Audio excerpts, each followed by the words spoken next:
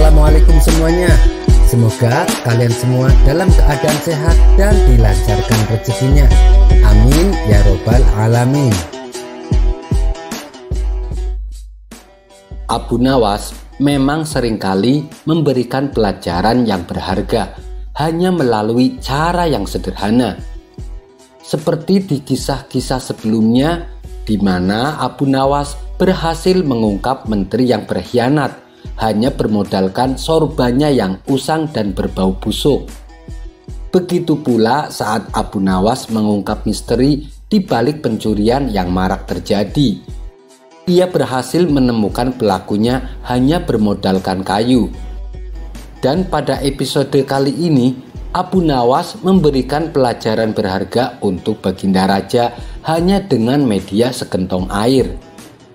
Kisah ini bermula ketika Baginda Raja akan berburu di hutan. Kala itu, Baginda Raja memerintahkan para pembantunya untuk menyiapkan semua peralatan dan perbekalan selama berburu. Berbeda dengan acara berburu sebelumnya, kali ini Baginda Raja mengajak serta Abu Nawas. Kemudian Baginda Raja meminta Abu Nawas untuk membantunya membawakan perbekalan. Di situ Abu Nawas dipersilahkan memilih sendiri barang yang akan dibawa.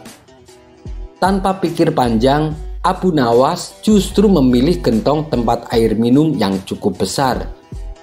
Baginda Raja dan para prajurit heran dengan pilihan Abu Nawas. Bahkan ada beberapa orang yang menertawakan. Mereka menganggap Abu Nawas bodoh karena Abu Nawas lebih memilih gentong air yang besar dan berat. Padahal masih banyak barang lain yang lebih kecil dan ringan. Rasa penasaran pun hinggap di benak Baginda Raja. Baginda tahu betul bahwa Abu Nawas bukanlah orang bodoh. Tapi kenapa Abu Nawas justru memilih barang yang berat? Pasti ada maksud di balik pilihannya. Baginda Raja lalu bertanya kepada Abu Nawas, "Hei Abu Nawas, kenapa kamu pilih barang bawaan yang paling berat?" Mendengar pertanyaan itu, Abu Nawas hanya tersenyum dan membalas, "Nanti Paduka juga akan tahu sendiri." Karena tidak mau berlama-lama, Baginda Raja pun memerintahkan pasukannya untuk berjalan.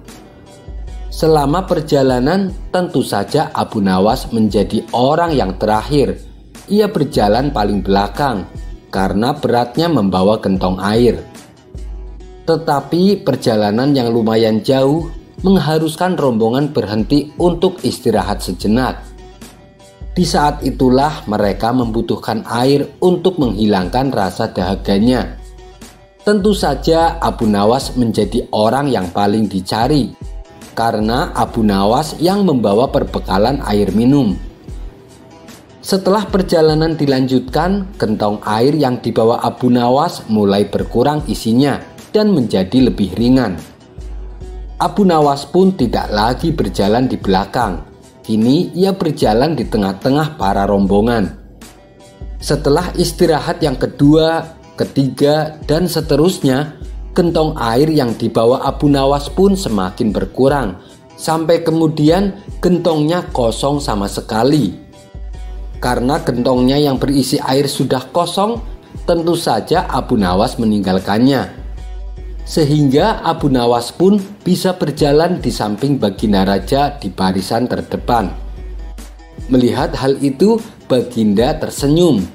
Kini Baginda telah mendapatkan jawaban atas pertanyaan yang diajukan sebelum berangkat. "Kamu memang cerdik Abu Nawas," ujar Baginda Raja dalam hati. Sekian dulu perjumpaan kita kali ini. Sampai bertemu lagi di kisah selanjutnya. Terima kasih yang sudah subscribe dan setia menonton channel ini.